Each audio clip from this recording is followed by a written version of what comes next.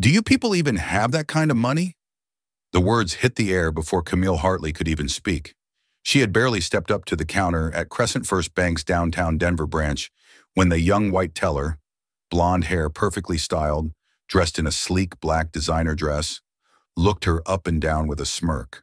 There was no welcome, no professionalism, just that cutting sentence, loaded with assumption. Camille stood still, holding her cream-colored tote with both hands. Her white knee-length dress swayed slightly from the cold air conditioning. Her dark skin contrasted beautifully against the fabric, and her natural black curls framed her face in a soft halo.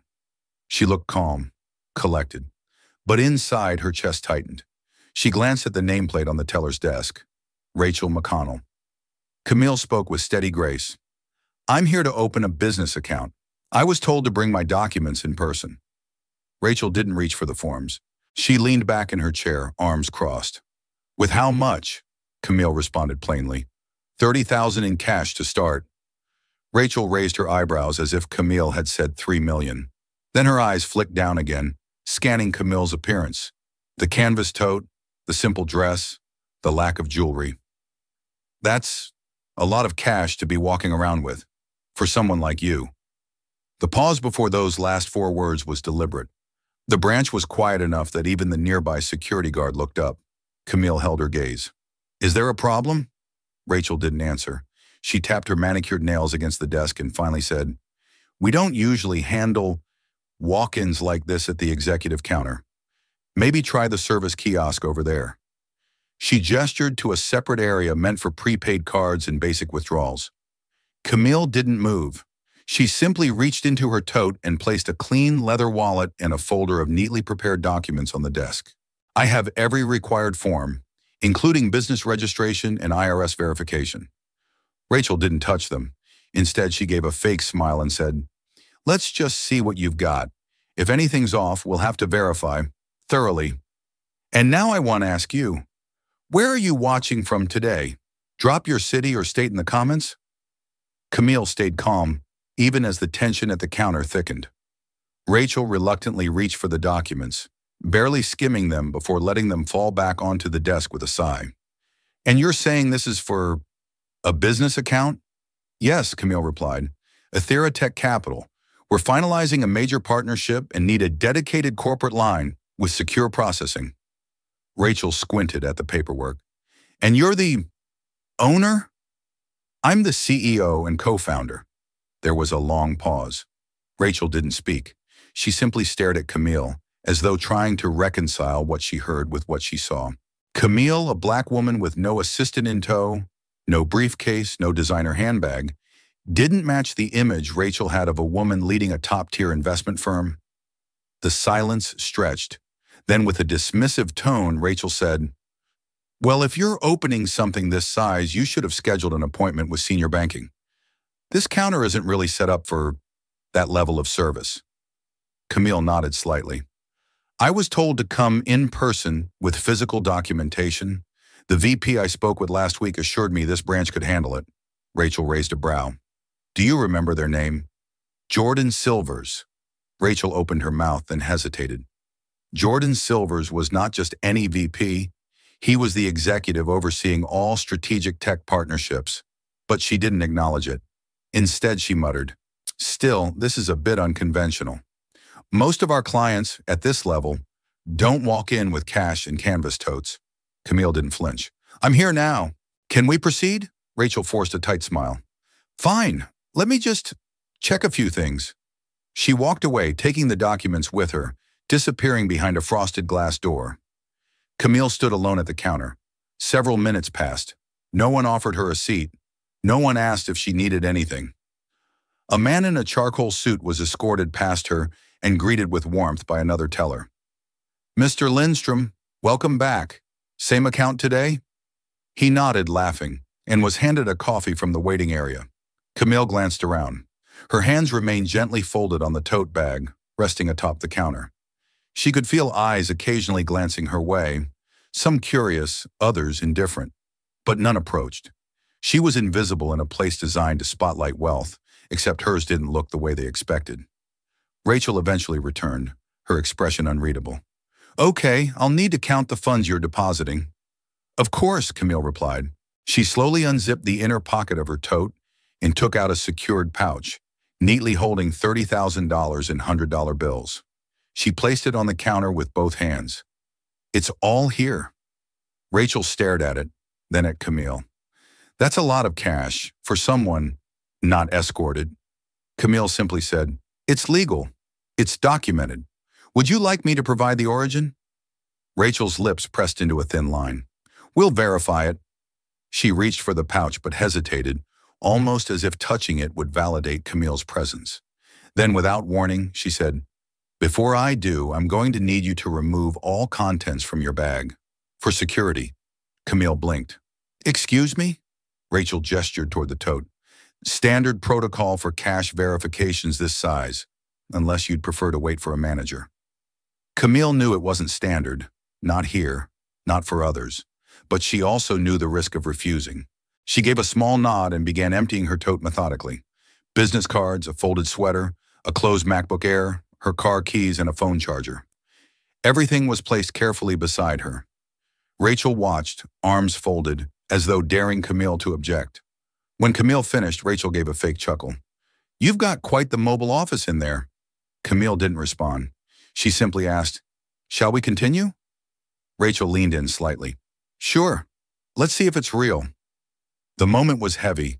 The bills sat neatly in front of her, the documents aligned, Camille's posture straight and composed. But everything around her screamed exclusion. She was standing in a building where she was treated like a criminal for carrying what others would be applauded for depositing. All because she did not fit the picture they were used to. Rachel tapped her acrylic nails against the counter, staring at the sealed pouch of bills as if it were radioactive. Then, without warning, she unzipped it herself and dumped the stack of $30,000 onto the countertop with a sharp flick of her wrist. Camille's breath caught slightly. The bills scattered across the polished marble surface. Some sliding off the edge, fluttering to the floor like dry leaves. A few drifted under the base of the counter. One or two slipped toward the feet of another customer who looked down in surprise but didn't move. Rachel smirked. Oops! Camille looked at her. For a moment it seemed she might speak, to question, to protest, but she didn't. She simply bent down and began gathering the bills by hand, her fingers slow, deliberate. As she reached further under the counter, the position became awkward. Her white dress, knee-length and simple, offered no help in this moment. And so, with quiet resolve, Camille lowered herself fully, kneeling on the cold tile floor in a major bank to pick up her own money. Rachel didn't offer help. Neither did anyone else. From across the lobby, a woman seated near the entrance noticed. She had been half scrolling through her phone, half watching the exchange from the start, but now her eyes sharpened. She instinctively reached into her purse, flipped open her camera, and began recording. Camille's back was slightly turned, her natural curls shifting as she moved, the hem of her dress brushing the floor. Her wristwatch glinted in the overhead lights as she reached for a loose bill near the wall. Rachel turned to a nearby co-worker, speaking just loudly enough. Can you believe this? 30 grand in cash, in a tote bag? What is this? A street drop? The other teller laughed uncomfortably. Should we help her? Rachel shrugged. She seems used to crawling for it. Camille heard that. She paused, crouched, fingers still on the final bill. Then she slowly rose, unfolding her body with quiet precision, smoothing her dress as she stood upright. The room hadn't gone completely silent, but the energy had shifted. Even the security guard, previously stationed near the back, now hovered closer, unsure whether to intervene or pretend he hadn't seen. Camille placed the last few bills back on the counter in a neat stack. Your verification process, she said calmly, has been unusually theatrical. Rachel rolled her eyes. Standard precautions. You'd be surprised how often people come in with fake bundles. We're trained to spot inconsistencies. Camille looked at her, not angrily, but deeply. And what inconsistency did you spot in me? Rachel didn't answer. Instead, she took the bills and began flipping through them one by one, deliberately slow, holding each up to the light, bending them slightly at the edges, inspecting every mark and watermark as if trying to catch them doing something wrong. Behind Camille, the woman who had been filming took a quiet step forward, holding her phone low but steady. Her voice was just a whisper, but it was heard. "That's not verification. That's humiliation." Camille turned slightly, just enough to meet the woman's eyes. They held each other's gaze for a brief second, two strangers bound by a silent understanding. Rachel heard it too. Her movement stiffened. Another teller, a younger woman at the far end of the counter, glanced over. Her eyes flicked from Rachel to Camille to the growing tension in the room, but she said nothing. Camille adjusted the strap on her tote and folded her arms. "Is there anything else you need from me? Or can we begin the actual account process now?" Rachel pressed her lips together, then gave a thin smile. "Almost done?" She counted the last of the bills. "Looks real enough." There was no apology, no acknowledgement, just a desk, a woman kneeling, a silence no one dared name. She knelt on the floor of a major bank in a white dress to pick up her own verified money, and not one person offered to help. Have you ever experienced a moment so quiet it screamed everything about how they saw you? Camille stood motionless, her hands resting on the counter, the silence between her and Rachel stretching thin like glass. Behind her, a quiet stir began to ripple across the lobby. The woman who had filmed everything, the one sitting near the entrance, stepped forward slowly, her phone still recording by her side. She said nothing at first. Her brows were slightly drawn, her face caught between concern and disbelief. She had not come to the bank that morning expecting confrontation, but now she found herself drawn to the gravity of what she had just witnessed. Another man, seated in a nearby leather chair waiting for his appointment, had lowered his newspaper. He had caught only the last part, the sight of Camille kneeling, the sneering tone in Rachel's voice. His jaw tightened, but like many others, he remained still. Everyone had seen it, or at least heard enough to know something was wrong, but no one had spoken, until now. The woman with the phone raised her voice just enough to be heard without shouting. "She was just picking up her own money. That wasn't necessary," she said, looking directly at Rachel. Rachel turned slightly, visibly irritated. "Ma'am, I need you to lower your voice and stop recording inside the premises. That's against bank policy." The woman did not flinch. She kept her camera low and steady. "So is treating someone like trash." A hush fell over the front half of the lobby. A few heads turned. Someone at the far end of the customer service desk whispered something to a colleague. The air, once sterile and forgettable, now pulsed with tension. Camille remained quiet. Her eyes scanned the room once, registering the shift. Something had cracked. Not loudly, not violently, but clearly. And the break was beginning to widen. A security guard began to walk over, his radio clipped to his belt. He approached the woman recording, posture formal but cautious. "Ma'am, I'll have to ask you to stop filming," he said in a tone that pretended neutrality. "Why?" she asked. "Because she's black and she dared to walk in with more cash than your staff was comfortable with? Because she had to kneel on the floor in a dress while everyone just watched?" The guard hesitated. He glanced toward Rachel, who was pretending to be busy with the money counter. Then to Camille, who stood still, composed but clearly weary. Then back to the phone, still filming. His shoulders softened slightly. "Just keep your voice down," he muttered before stepping back. Camille turned to the woman and offered a single nod, full of silent gratitude. The woman nodded back. Neither of them said more, but it was enough. Across the bank, something was shifting. People were whispering now, not just out of curiosity, but recognition. The thin line between customer and observer had started to blur. A teller at the end of the row, young, possibly new, kept glancing over. She looked uncomfortable. Her eyes moved between Rachel and Camille, then down to her own screen. She was seeing the same thing everyone else was, but unlike Rachel, she seemed unsure of how to feel about it. Back at the counter, Rachel finished feeding the last stack of bills into the verification machine. The whirring stopped. She looked up. "Well," she said with the air of someone pretending control, "everything appears to be in order. You may proceed to sign the standard onboarding forms." Camille did not answer right away. She looked down at the forms that Rachel slid forward, untouched. Then she looked at the faces in the room. None of them were overtly expressive, but they were watching. The silence was no longer passive. It was expectant. Camille picked up a pen but paused halfway. I was told this branch specializes in executive onboarding for strategic corporate accounts, she said calmly. Rachel replied with clipped politeness. It does. Interesting, Camille said, because nothing about this experience suggests you're trained to handle executives. Rachel's face flushed slightly. If you're dissatisfied, you may request a branch transfer or file a service review. Camille placed the pen down. I don't think that will be necessary. Before Rachel could respond, a ping echoed from behind the counter. One of the junior tellers had her phone out. Though partially hidden under the desk, the screen was visible just long enough to show a video thumbnail. Camille kneeling on the bank floor. The caption read, "This is what being rich while black looks like." It had already racked up over 2,000 views and hundreds of comments within the hour it had been posted. Rachel saw the flash of the screen. Her mouth twitched. Camille did not react. Instead, she turned her gaze once more to the woman who had filmed everything. They exchanged a second brief glance. The woman mouthed something simple but firm. "They're seeing you now." Camille took one long breath. She turned back to Rachel and said, "Let's continue." Rachel slid the papers forward again, her hands a touch more hesitant this time. Her eyes no longer held the same cold confidence. The room, once indifferent, now seemed to lean closer, as if listening more intently.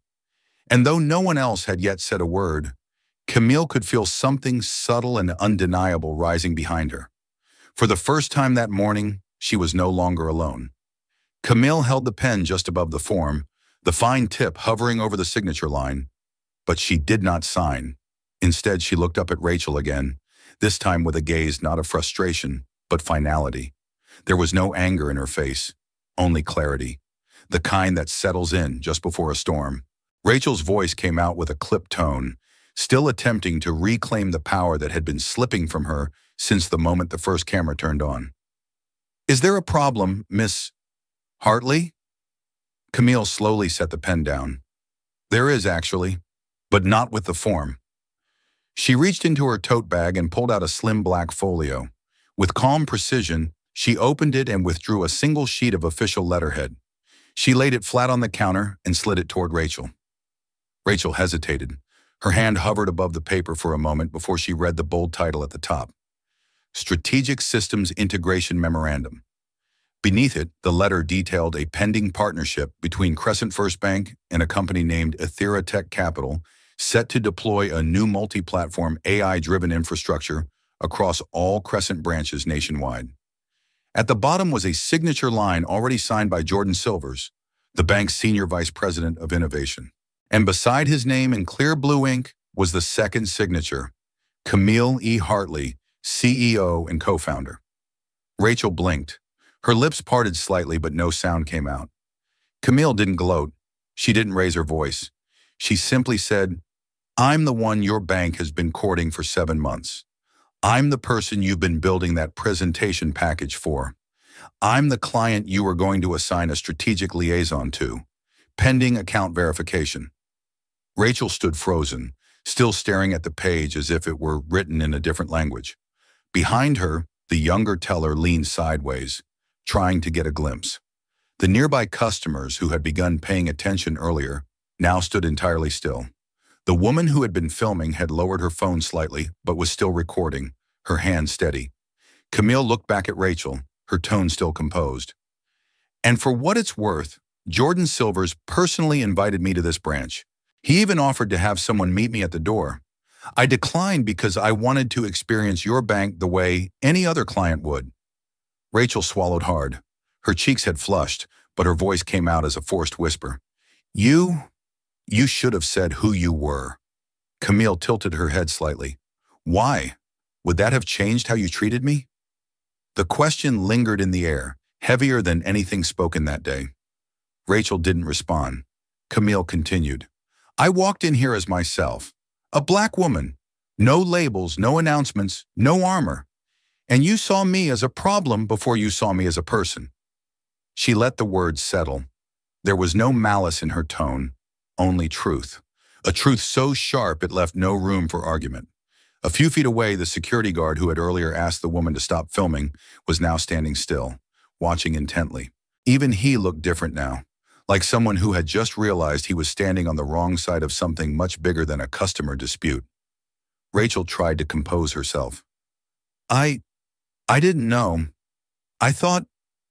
Camille held up a hand gently. You don't need to finish that sentence because that's the problem, isn't it? You thought. The quiet in the room was now complete. Even the clicking of keyboards had stopped. The only sound was the soft hum of the air conditioning and the faint whir of the verification machine still running in the background. Camille gathered her documents and placed them neatly back into the folio. Then she pulled out her phone and tapped twice. A call began to ring. She kept her eyes on Rachel while the dial tone sounded. Hi, Jared. Yes, I'm at the Denver branch now. I've decided not to proceed with the integration project. Pause all communications with Crescent until further notice. Yes, I'll send a formal statement to legal this afternoon. But Rachel's hand moved slightly, as if to protest, but she didn't speak. Camille ended the call. Then turning once more to the stunned room, she said evenly, You've made it very clear that I am welcome here only under conditions that require me to announce my worth first. That is not how I operate, nor how I build partnerships. With that, she gave Rachel one last look, not of vengeance, but of disappointed finality. Then she turned, adjusted her tote bag on her shoulder, and began walking toward the exit. As she passed the young teller, their eyes met briefly. The girl gave a subtle nod, more like an apology than a greeting. Camille returned it gently. The woman with the phone followed her toward the door, still recording from a respectful distance. As Camille reached the glass doors, the camera captured one final moment, a still frame of a poised, quiet woman leaving a room that had no idea who she was until it was too late. And for the first time all morning, no one stopped her. Not with questions, not with doubt, not with resistance, only silence, the kind that follows truth. Camille did not walk out of the building quickly. She took each step with the same composed pace she had kept throughout her time inside the bank. Outside, the early morning sun lit up the glass facade of Crescent First Bank, casting reflections onto the sidewalk where a few people lingered, some watching curiously as she emerged. The woman who had filmed the entire exchange followed her a few steps behind, but kept a respectful distance. Camille stopped briefly near a corner bench, took a breath, and pulled her phone from the side pocket of her tote. She opened a secure app labeled Ethera Connect, swiped through two-factor authentication, and entered a private call room labeled Partnership Oversight Board. Within seconds, a small panel of faces appeared. Senior executives, legal advisors, and her co-founder. Camille, one of the men said, his voice steady but concerned. We saw the first clip. She nodded. I just left the Denver branch. We are pausing the rollout indefinitely. I need full legal and PR to review our engagement terms. Another face, her firm's chief counsel, leaned closer. We were preparing a statement for the formal launch in 72 hours. Should we hold that back? Absolutely, Camille said. No public statement yet. No press release. Not until I decide how we want this to end. Her co-founder, a tall woman with sharp features and a voice that usually cut through any meeting, asked quietly, Do you want to pursue legal recourse? Camille shook her head. Not yet. I want to see how they respond first. Let silence do the work for now. The screen went quiet for a second as the team absorbed her tone. She was not angry. She was exacting. There was no shouting, just a controlled dismantling of trust already in motion. Camille continued. I want compliance to review any internal bias training Crescent claims to use. I want data on prior incident reports, customer experience records, and executive behavior patterns at branch level, especially Denver. The team nodded. She ended the call. Then, without breaking stride, she pulled up a secure draft folder on her device. Inside was a ready-to-launch investor update regarding the $3.5 billion systems partnership with Crescent. She moved it into a pending review category. The action alone was quiet, internal, and invisible to the outside world. But it was the equivalent of shutting off oxygen to a room before anyone realized the air had changed. A few feet away, the woman who had been recording stepped closer. Ms. Hartley, she said gently, may I ask, do you want this video to be posted? Camille studied her. What are your intentions? The woman hesitated, then said, to show what it feels like, that it still happens, that it happens like this. Quietly, cruelly. Camille looked down at her watch. A vintage Hamilton, leather strap worn smooth by years of daily use. Then she looked back. "You do what you think is right," she replied. The woman nodded. "It already has close to 5,000 views. People are commenting, sharing. A few asked if that was really you." Camille gave the slightest nod. "Let them wonder." She offered a small smile, sharp, knowing, contained. "I don't need to speak for this moment," she added. "Not yet." She thanked the woman and turned, heading down the block without looking back. Her steps remained slow, deliberate, but now they carried something deeper. Not wounded pride, not fury, but weight. The kind of weight only people who have had to rebuild themselves from erasure know how to walk with. As she reached her car, a black mid-sized sedan parked discreetly at the curb, Camille unlocked the door and placed her tote inside. She paused before getting in, turning her gaze back toward the bank's glass front. From this angle, the interior was mostly obscured by reflections, but she could still sense the tension inside. She knew what was happening now. The managers were reviewing footage. Phone calls were being made. Rachel's name was probably being discussed in multiple group chats across Crescent's upper tiers. Senior leadership was likely requesting immediate damage control procedures. But Camille would not call them. Not yet. Let them scramble. Let them realize they had misread the silence. Because this was not a protest, not yet a scandal, not a press conference. It was something more dangerous to them than outrage. It was withdrawal, the kind that made institutions nervous, the kind that signaled consequence, not emotion, the kind that sounded like nothing at all until it was too late. As Camille finally slid into the driver's seat, she glanced once more at the secure folder on her phone. The $3.5 billion proposal was still there, just paused. She did not need to slam a door or raise her voice. She had already taken what mattered most, her partnership, her trust, and her silence. For now. The next morning, the story had already outgrown the branch lobby. What had started as a few blurry seconds of footage from a phone had turned into a national talking point across news outlets, social media threads, and industry group chats. The video of Camille Hartley kneeling on the bank floor, silently picking up her own cash, had racked up over 3 million views overnight. It was posted under a caption that read, "When a black woman's CEO is forced to kneel to prove she belongs." And beneath that, a second sentence that struck harder than most headlines could. She never raised her voice. She just walked out and paused a $3.5 billion deal. Mashiti. By 8 o'clock in the morning, the clip had been embedded in major financial newsletters and syndicated by at least 2 national news platforms. The comments ranged from disbelief to fury to uncomfortable recognition. Some called it another example of unconscious bias in institutions. Others called it deliberate. The name Camille Hartley began trending before noon. At Crescent First Bank's Denver branch, the atmosphere was more than tense. It was trembling. Rachel McConnell had been called into the regional supervisor's office at 7:45 in the morning.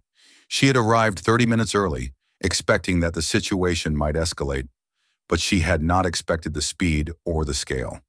The internal messages had started flooding in late the previous night.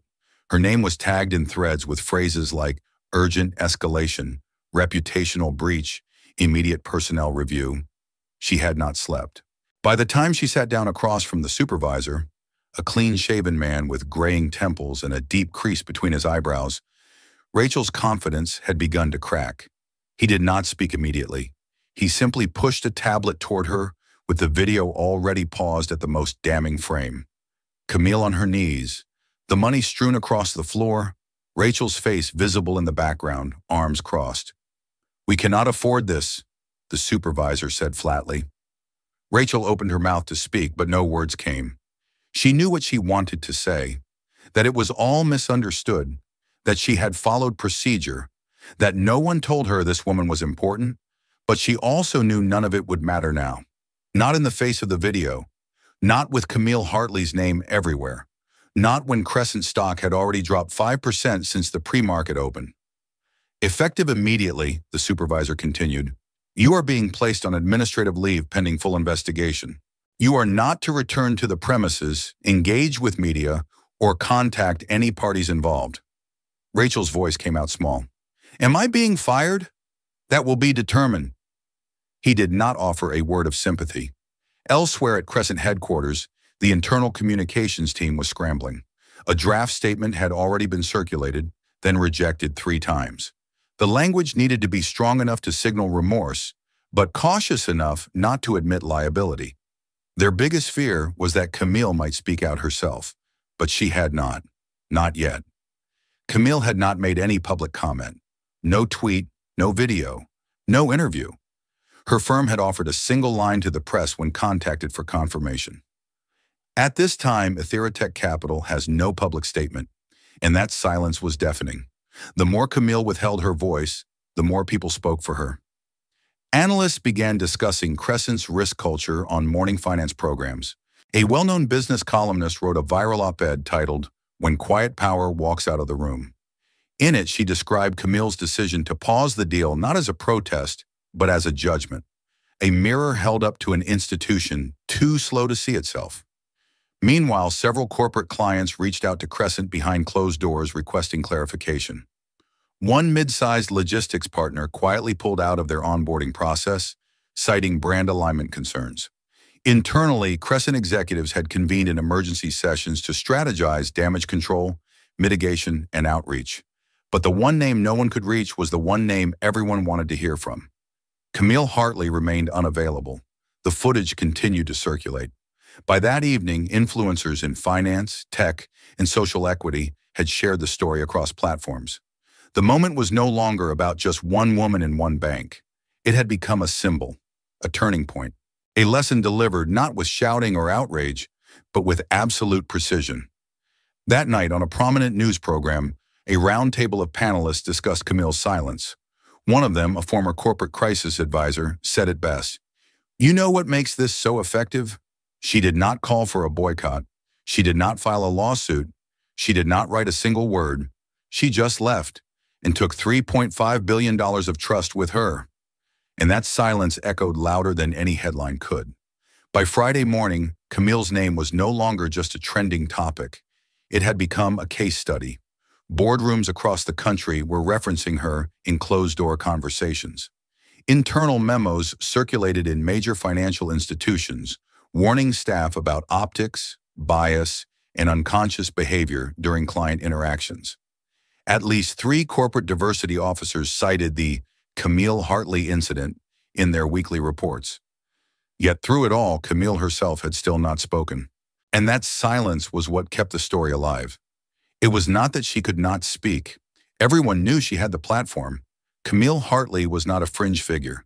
She had sat on investor panels at 2 major tech summits that year, had appeared in Forbes' Women in Finance, and had recently been appointed to the advisory board of a national AI innovation council.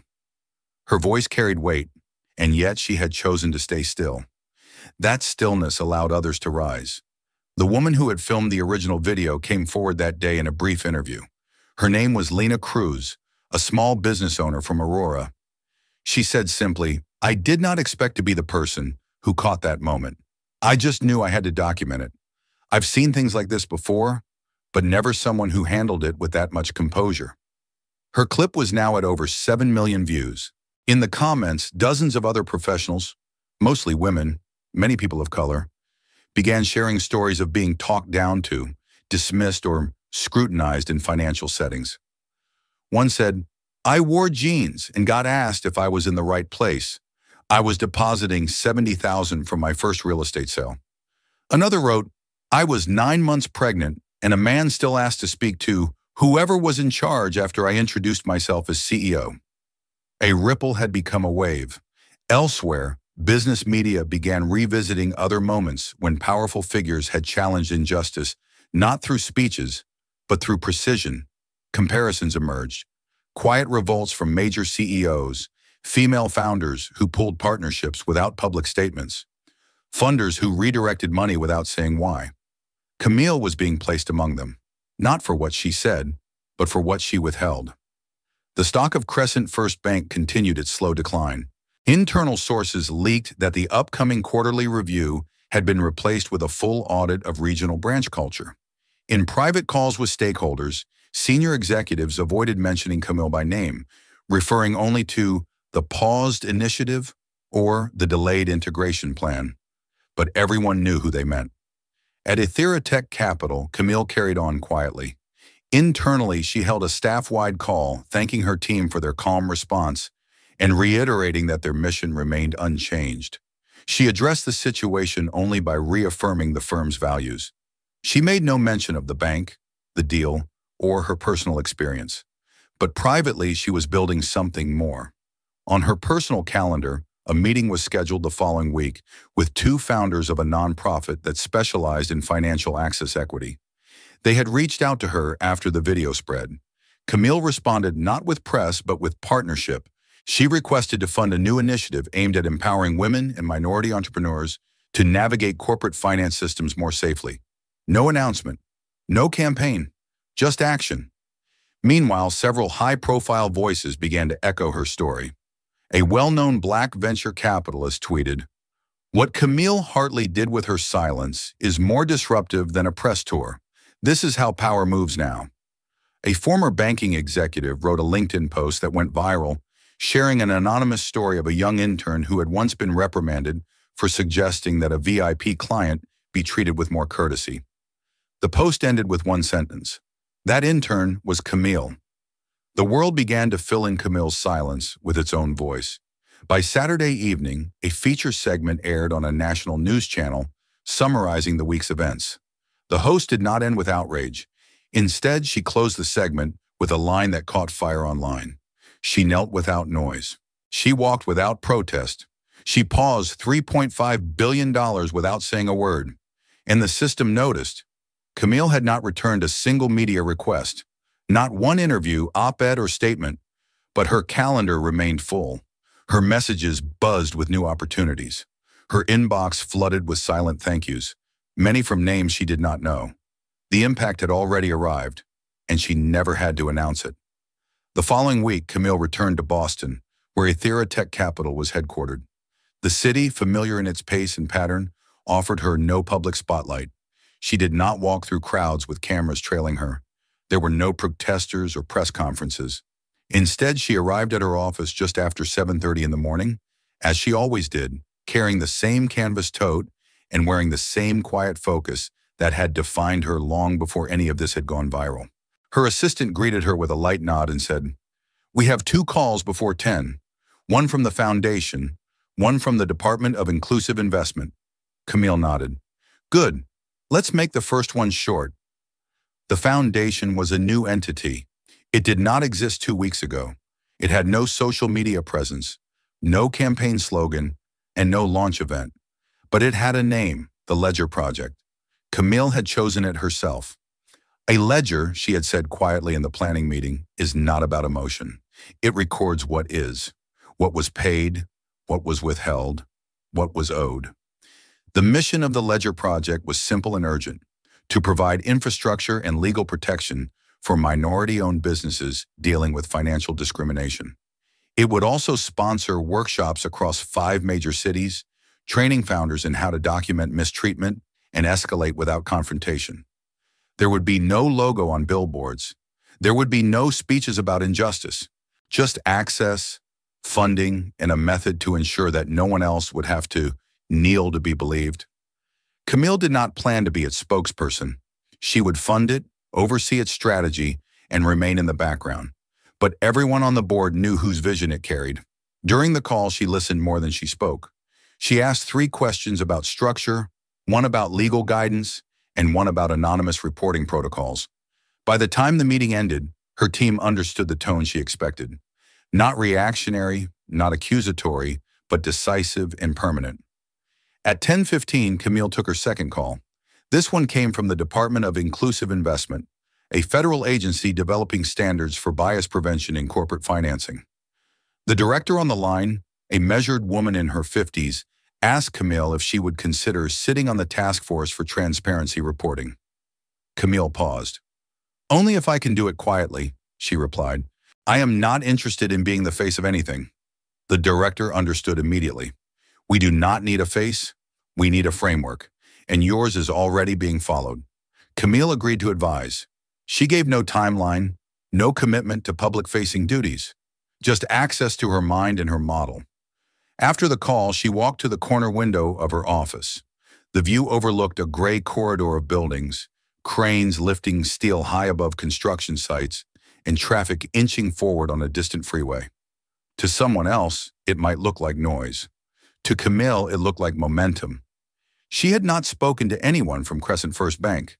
There had been no apology letter, no public retraction, no call from senior leadership. Perhaps there never would be. That did not matter now, because the story had already moved beyond them. It was no longer about one teller's behavior. It was about what that moment revealed and what had followed. Camille had not filed a lawsuit. She had not requested termination. She had not demanded compensation or headlines. She had redirected the current, and that current was now shaping conversations in places where power lived. That afternoon, an email landed in her inbox from someone she had not heard from in years. A former intern who had once worked in a mid-size accounting firm where Camille had served as a guest lecturer during her early days building Ethera. The message was short. "I was in that room when you came to speak 6 years ago. I remember you said, if they don't listen, write it down anyway. That saved me. I'm part of the Ledger project now. I just wanted you to know. Some of us are still listening." Camille read the email twice. Then she archived it without replying. Not because it did not matter, but because it did. Her words had reached someone. Her silence had carried meaning. Her refusal to react had become its own blueprint. As the day drew to a close, Camille stayed in her office long past the rest of the staff. She did not plan to post anything. She did not check her trending status. Instead, she reviewed a grant proposal for the Foundation's First City program and marked it for immediate approval. She was not building noise. She was building structure, and that would last longer than any headline ever could. 3 months later, the Denver branch of Crescent First Bank underwent a quiet remodel, not of its architecture, but of its leadership. Rachel McConnell was no longer employed there. Official records cited a policy breach and reputational risk, though internal reports mentioned that her actions had created an environment inconsistent with the institution's stated values. Her departure came and went with no public statement, but to those who followed the story, her name had already become shorthand for a deeper conversation. In that same span of time, the Ledger project expanded into 6 cities. It partnered with 3 national incubators, launched legal workshops with minority-owned CPA firms, and began developing an internal AI tool to help small businesses flag discriminatory banking behavior in real time. Camille never once appeared at the front of a press conference. She was never the keynote speaker, but her name was printed quietly on every founding document, every funding agreement, every training module's footer. Her influence was no longer visible, it was embedded. Across the corporate world, things had begun to shift, subtly but undeniably. Several major banks announced revisions to their frontline staff protocols, including live bias training and rotating client assessments to monitor tone and equity. At 2 institutions, departments were restructured to include anonymous reporting channels for clients who felt they had been profiled or mistreated. None of these organizations cited Camille directly, but everyone in the industry understood the origin. Camille remained exactly where she had always been, at the helm of Ethera Tech Capital, quietly scaling her firm, building new partnerships, and writing her next chapter. Her silence had never been a void. It had been a strategy, one that created room for others to step forward, to speak, to change what they thought was unchangeable. That spring, at a private event hosted by the National Coalition for Economic Justice, Camille received a letter. Not a plaque, not a trophy, just a handwritten letter, read aloud by the organization's director in a room of fewer than 30 people. It said, "You reminded us that it is possible to say no without a microphone. You showed us that impact is not always a storm. Sometimes it is a refusal to carry what does not belong to you. You knelt in silence and left the world louder for it." Camille accepted it with a quiet nod. She spoke no words that evening. She did not need to. On her flight home, she sat by the window, watching the world shrink beneath the wings. The seat next to her was empty. No one recognized her. There were no reporters, no corporate representatives scrambling for her attention. Only a flight attendant who smiled politely and offered her water, and a few passengers absorbed in their own quiet routines. Camille opened her laptop and reviewed a briefing on a medical tech company her team was preparing to fund. On the next tab, a progress report from the Ledger project was already marked up. As she read through the metrics, thousands of users, dozens of cases escalated, first successful resolution underway. She paused for a moment and closed the lid. The world was still imperfect. Bias still lived in systems, in faces, in policies. But something had moved. Not everything, but enough. Camille took out her notebook, the one she still used for long-form thinking. She wrote a single sentence at the top of a new page. Change does not begin when we scream. It begins when we stop apologizing for being seen. She underlined it once. When the plane touched down, Camille gathered her things with quiet efficiency. As she exited the terminal, no cameras flashed. There were no crowds. But in inboxes across the country, in policy rooms, in funding contracts, in workshops filled with young women learning how to defend their value, her presence remained, not in volume, not in visibility, but in design. And that was always her intention. She did not walk away to punish a bank. She walked away to make room for something better. And she did not need to say a word to do it.